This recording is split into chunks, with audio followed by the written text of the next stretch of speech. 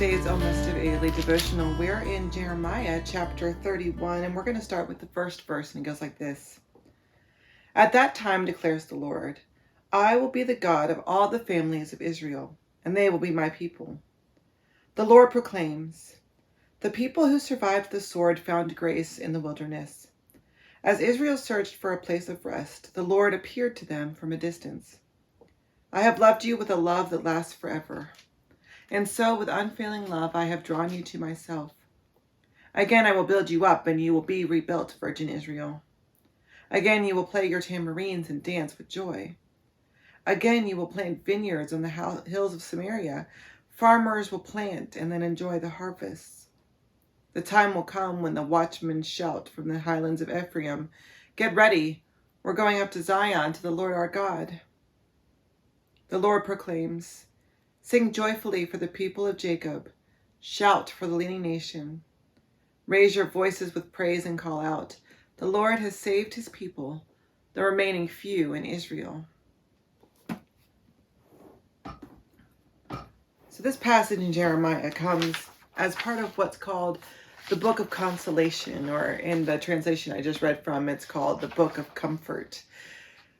Jeremiah spent the first 30 chapters of his book basically telling people to shape up, sit right. You're going to hell if you don't change your ways. As my brother used to randomly yell at people on the street. It's an acknowledgement of the deep distress that Israel found herself in.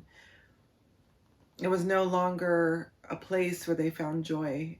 It's no longer a place where people could be at peace. And the echoes to our current situation are many, and I don't know that I need to list them all for you, but we have all found, I think, in the last years, the impossibility of being at peace. It feels like the world that we live in is too dark, too far gone, too deeply rooted in its sin. It feels like we don't have a lot of options for joy.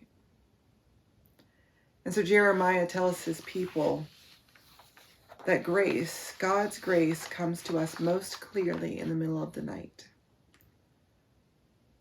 That we see God and our need for God most clearly in the depths of pain and loss and misery. And so we lift up to God our eyes. It's when we feel the most unrooted that we need to pause, to take a break, and to tell God, to look at God and say, God, I realize how much I needed you. I realize how much I need you. And it's so tempting to try to find a way out on our own, to try to claw our way out of whatever situation using our wiles, to try to convince ourselves that we can just speak it and it will happen. But the truth is that we're people and we don't have that kind of power. We can't change the world that way. We can change our world. We can make an impact on the people nearby. And by doing so, change the world every day a little bit.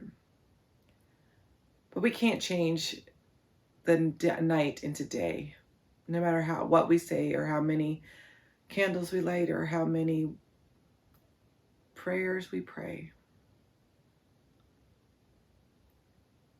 The night will still be night, and we will still need God.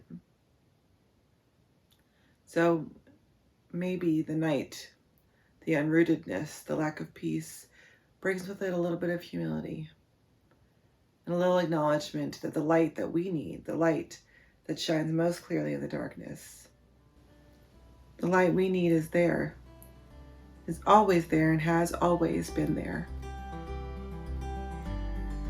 Maybe it's time to root ourselves in God's grace.